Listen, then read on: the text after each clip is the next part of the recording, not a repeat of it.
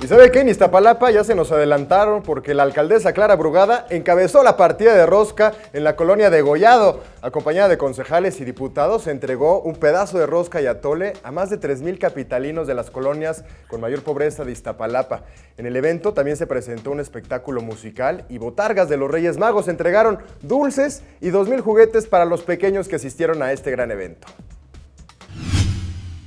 Nos sentamos hasta enfrente porque no había mucha gente todavía.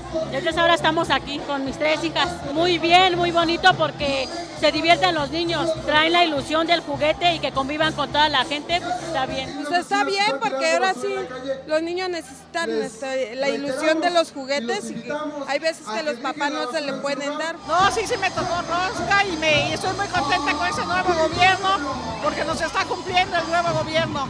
Todo era de a montón y aventando y aquí todo ordenado. Sí, a todos nos tocó.